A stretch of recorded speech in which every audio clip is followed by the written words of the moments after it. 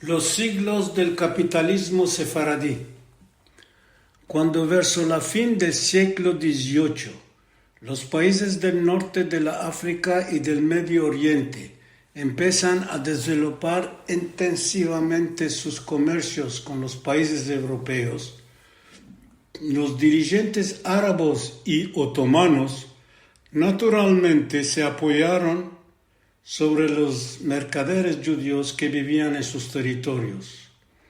Los comerciantes judíos del Oriente que tenían relaciones con los judíos viviendo principalmente en Manchester en Inglaterra, en Colonia en Alemania, en París y Marsella en Francia, en Venecia y en Livorno en Italia, se acapararon del comercio floreciente durante 2 siglos.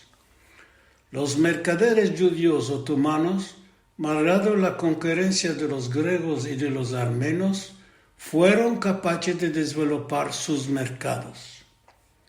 Los más brillantes comerciantes judíos del Imperio Otomano fueron los de Alepo y Damasco, porque ellos controlaban los negocios con la Europa y al mismo tiempo los de la Asia, tratando a saber con Hong Kong, Singapur, Calcuta, Bombay, Muscat, Abu Dhabi, Addis Abeba y más.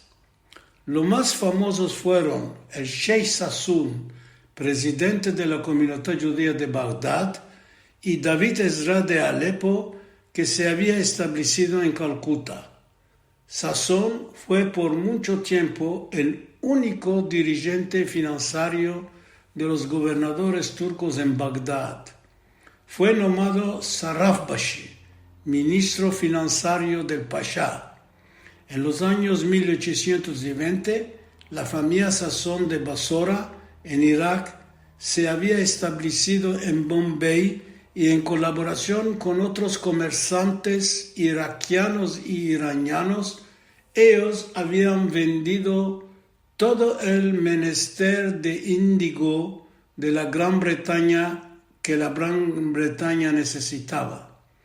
Cuando a David Ezra, él se había hecho el más grande abastecedor del opium chineso verso la Europa. A la fin del siglo, estos ricos mercaderes, llamados los Rothschild del Oriente, se asentaron en Inglaterra, los cuales fueron, entre otros, los fundadores de la Asociación Anglo-Jewish, Hermandad de los Judíos Sefaradíes. Al torno del Mediterráneo, durante el XIX siglo, se ve que el Imperio Otomano y los países árabes del norte de África caen a poco sobre la dominación inglesa, francesa y italiana. Estos países ocuparon el Marruecos, la Algeria, la Libia, la Tunisia, el Egipto y encorajaron a que los europeos se estableciesen en estos países.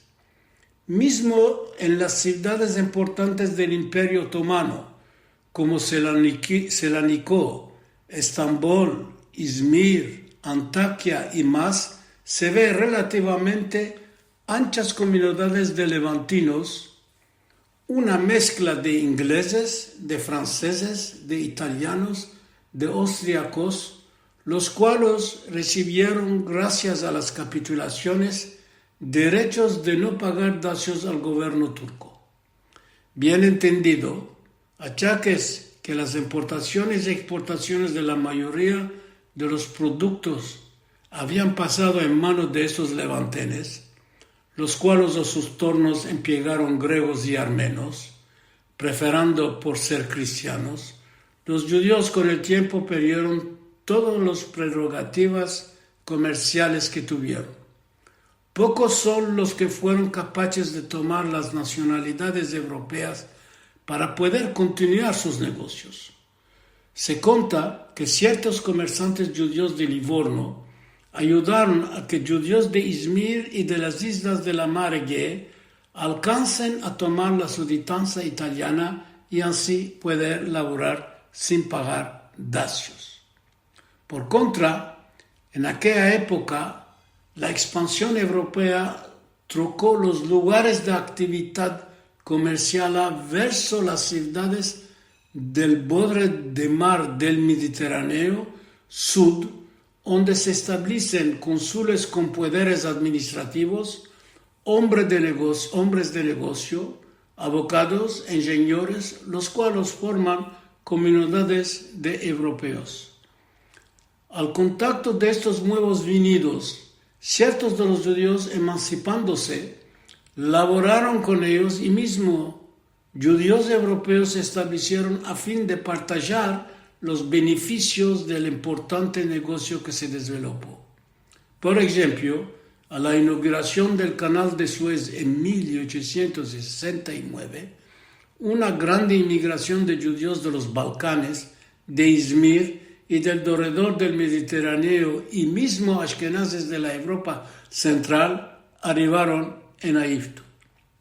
De otra parte, los europeos que se establecieron en los países árabes conquistos con facilidad asimilaron a los judíos del norte de África, los cuales, sabiendo las culturas europeas, conociendo la región y hablando las lenguas de los autóctones, fueron un buen intermediario de negocio. Los judíos del norte de África, gracias a las competiciones de labor que tuvieron durante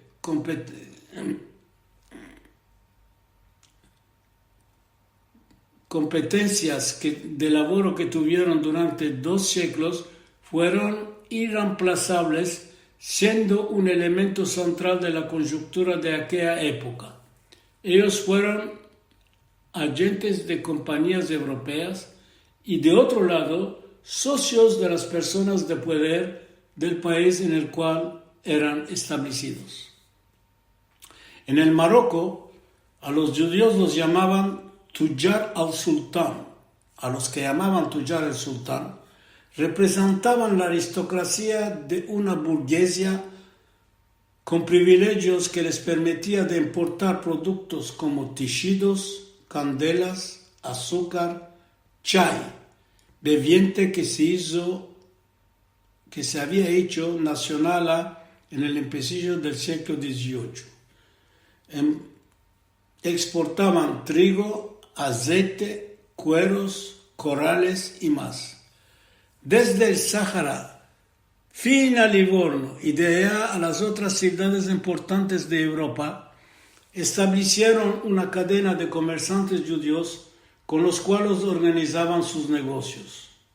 Entre los famosos nombres de estos tujares mencionaré a Corcos, El Malek, Ben Shimon. Por contra, en los otros países del Magreb, la élite económica se composaba por lo más de judíos inmigrados, donde el ejemplo el más importante fue los de Livorno en Tunisia, los Castelnuovo, Lombroso, Guiters. Mas sea en Egipto, sea en las ciudades otomanas al borde del Mediterráneo, los judíos debían estar en buenas con las minoridades autóctonas cristianas, las cuales controlaban en general los altos puestos de las bancas y del comercio internacional. Malgrado esta supremacía, familias judías franqueadas como Di Figiotto, Carasso y más, fueron capaces de tomar sus partes de la torta. Entonces diré que la tradición comerciante judía en tierra musulmana fue por lo más basada sobre el negocio, la mercancía y la venta de productos fabricados, y esto continuó con altas y bajas fin al XX siglo y se terminó casi a la creación de Eretz Israel.